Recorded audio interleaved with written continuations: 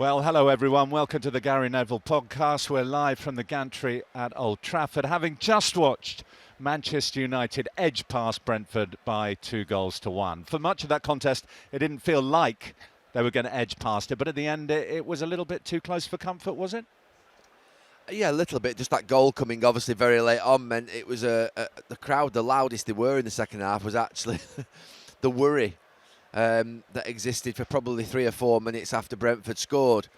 I actually wasn't expecting the change at half-time that we saw, but it made sense the more you saw the game in the second half sort of play out, because it was really a pragmatic, safe, we've won the game already.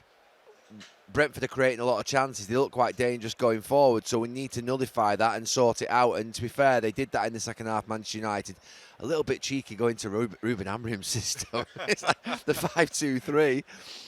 But these players have played that, obviously, quite a lot this season. They know it. And I think the extra player at the back paid off. I mean, Manchester United didn't concede the goal because of the extra player at the back. It was more like the midfield didn't quite get to Jensen. So I think the 5 at the back, they seemed to head a lot of balls in the second half. They got quite a lot of blocks in. And it looked like it has been a really good move by Michael Carrick, because I think that he felt maybe punch for punch.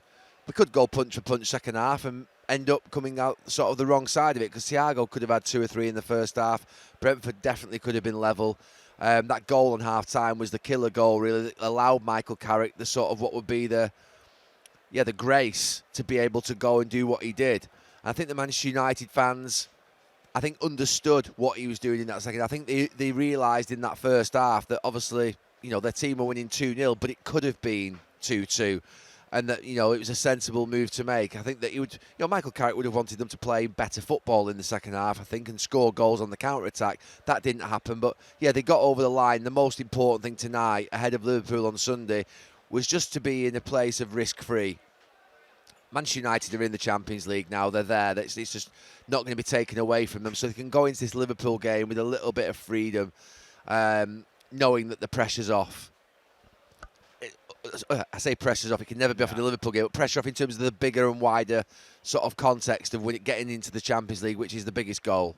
Just to rewind a little bit, it felt like after the defeat against Leeds here, and then the perhaps backs-to-the-wall nature of the performance at Chelsea, where they got across the line but faced an enormous number of shots, that they had a bit of a point to prove. They came out of the block so quickly here, and Brentford seemed a little bit caught out by that. They didn't quite know how to respond at the start. Could easily have been more than 1-0 in the first 15 minutes. Yeah, I think it's been a very good response since Leeds and getting 2 victories. But you're right, they were really quick. I thought the first 7 or 8 minutes, 10 minutes maybe, Manchester United were breathtaking at times in their attack and could have been 2-0 up. And it's the old adage, I always thought Old Trafford, it doesn't sometimes happen, but we always start quickly. This crowd are expectant. There's 75,000 people that are coming in here, and they want to see electric football and they want to see speed. So when Manchester United start like they did today, there's a real sort of lift. They get the goal, but Brentford, that was 15 minutes, and Brentford come back into it for the next 15 minutes. So that was the unexpected bit, but it was a really quick start. After the Leeds game a couple of weeks ago, which was a difficult night, Leeds played really well and Leeds deserved the victory. To go to Chelsea without Harry Maguire and Lisandro Martinez was a big clean sheet and a big victory. That was a big moment, because you lose that, all of a sudden there's a little bit of a, what's going on? But no, that's been gotten rid of now, and I think Michael Carrick will feel quite comfortable tonight. But you're right, the quick start tonight was helpful. And overall, I think Manchester United just shaded it and sort of the chances, but they just had those moments, didn't they, where Brentford looked like they could have scored. I mean, Ouattara has a gilt-edged chance at the back post in the second half, which is probably the best chance of the second half. I guess what happened between the 2 United goals right at the start of the first half and right at the end of the second half worried Michael Carrick and the coaching staff enough to play the second half the way they did. Yeah, and look, I think if Michael Carrick was speaking honestly, I think what he'd say is at the moment that he's getting the absolute maximum out of this group of players. Is it 29 points now in 13 games since he come here? That's a brilliant job. It is a really brilliant job, because they played fantastically well in those first 2 games against City and Arsenal. I mean, it was absolutely amazing, those 2 performances. They really were fantastic. But they've not really hit that height since. And they really are which is really should be respected. They're getting over the line in games now where they're not playing as well. And that's something that you say, you've got to do that. But I think he'll realise when he looks at the group of players out on the pitch, he said before the game, I thought I heard him say in the interview with Dave Jones and Jamie Carragher, that he's been influencing the sort of what would be decision making in terms of the squad for next season, which is something that he thinks about the long-term future of the club, even if he's not here at the end of the season, which I think he's more than likely to be. But if he's not, I think he'll think this still needs another couple of transfer windows, this squad, to get to a point whereby I like everything that I see. There's a lot of things in there that you'd want better. There just is. There's some good bits. There's some lively play. But obviously, I mean, Casemiro, one more year. He's not going to be here one more year. He's going to leave. And there's going to need to be a new midfield built. And the back line still isn't right. It just isn't. So there's a lot of work to do still. I think Michael Carrick will recognise that, but I think he'll be happy with the job that he's doing with this group of players right now. There's this strange uncertainty that hangs over the club in that will he get the job, will he not get the job? Now that Champions League football's as good as secured, the noise is probably going to become bigger. Do you think, or to what extent do you think that what he did in the second half was just, look, I've got this tactical nous to do this. It's not just about doing it one way. I can shut down a game, which he very nearly succeeded in doing, and this will I'm a serious manager, in other words.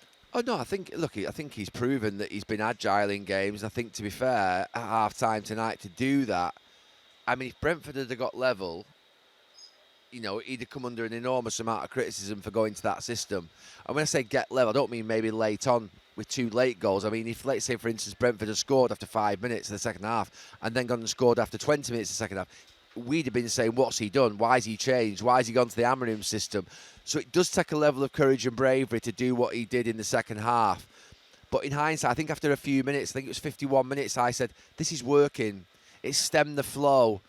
They were hemorrhaging sort of chances and space and everything in the first half. There was too much. I didn't think Mbeumo and Ahmad, and to an extent Šeško and Bruno, when I've seen Manchester United play well and defend well under Michael Carrick, that 4 at the back and that 2 in midfield have been really connected to the 2 wide players and the 2 centre forwards getting back in. So Bruno and Šeško, or whoever it may be, Bruno and Cunha, or whoever's up front. That front 4 just relaxed a little bit and just spread themselves. I wouldn't say they were cheating in terms of cheating to try and get on the counter-attack and thinking about attacking whilst the team were defending, but they weren't back in as concentrated and as focused as they should have been. I don't think Brentford's actual players were either. Shada and Ouattara, I don't think they got back in tight enough, and I think it meant Manchester United had some space at times. So I think, to me, United's compactness wasn't as good as it should have been in that first half. And Michael Carrick will have seen that and he'll have thought, right, okay, I can't take that risk. We've won this game. That second goal that we got before half-time gives us a sort of cushion to be able to protect a lead. Now, you might say that's dangerous, and it is dangerous at Old Trafford to go in with the mentality of protecting a lead. Because if it goes wrong, you're going to get some massive criticism. Because the idea here is just keep on going, get another. But I don't think he thought that the team were in that sort of mood. I don't think he thought his team were in the sort of form that he could trust them to go and get a 3rd and a 4th. So I actually support the decision that he made, not just because they won, but in hindsight, I don't think they were in control of that game in the first half. They were hanging on for dear life at times. And Thiago, the goals he scored this season, he should have had at least 1, probably 2. I mean, he had big chances and didn't even get a shot away. And finally, Gary, not finally for the podcast, but for this little section, they now do like Mondays, Manchester United. I've come up with the most interesting stat tonight, Bill, haven't I? Manchester United have not won here on a Monday night for 987 days, was it? Had not won. Had not won. Yeah, I found that out this afternoon and thought, I actually was quite confident about them tonight. And then someone told me that stat and I was like, oh, okay. And you remember the game, it was the Wolves one where Onana comes out and flattens everybody at the back post over there. Which is the first day of a season. First day of a season, yeah. So, yeah, not won here on a Monday night for 987 days. Only played 4, but lost 3. Give him the job. Lost 3 and drew 1. So it's a really poor record in the last few seasons here on a Monday. So, yeah, the Monday night blues is over.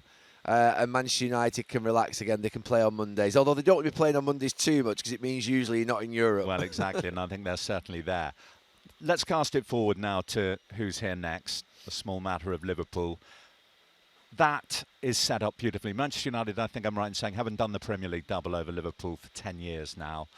Okay, it was before Michael Carrick, that win at Anfield. But to come here and put down, he has a chance, doesn't he, to put down the sort of performance, the sort of marker that will see him get the job, does he not, against Liverpool? It feels like that sort of game. Yeah, look, this is a massive game for the fans, first and foremost. Manchester United and Liverpool, great rivalry. But I think this is massive for both managers. I think this is massive for Michael Carrick and big for Arne Slot. I don't think either of them can afford an embarrassment on Sunday. A win for either would be very big. It would give them both confidence. Question marks over whether both are going to be at their clubs at the start of next season. Is Michael going to get the job? Is Arne Slot going to be kept on? Sort of those questions keep sort of appearing on the Liverpool manager.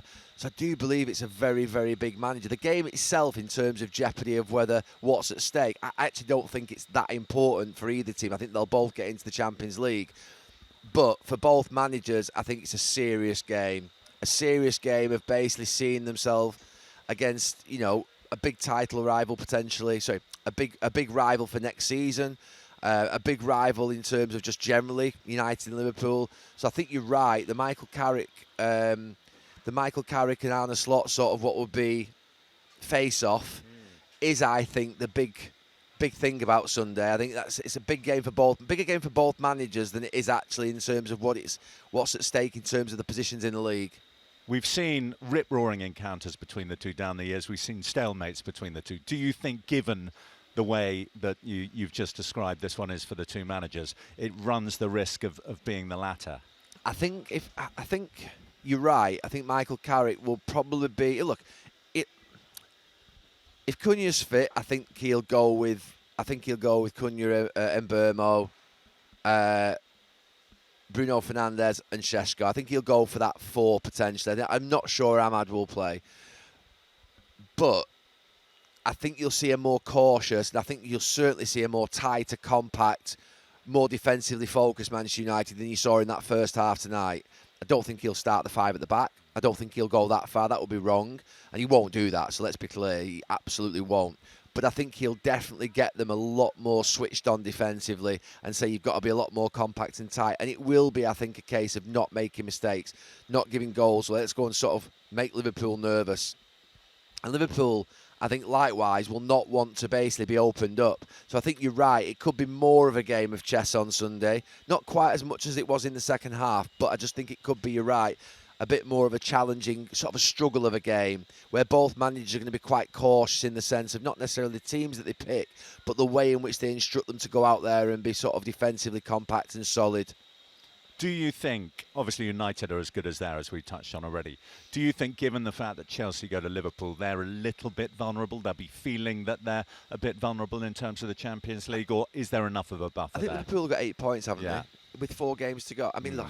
And with Chelsea to go there. Yeah, I honestly, I think Liverpool and Manchester United are in there. I think it would be a massive shock. So United are in there for me. Liverpool, to be fair, I'm 99% certain that they're going to be in the Champions League as well. So, look, I mean, they won't be thinking that. Neither of the sort of what will be managers or the players will be thinking that. They think they've got to do the job. But to me now, I just don't see the teams winning the games that they have to win, and Liverpool dropping all the points that they would need to drop.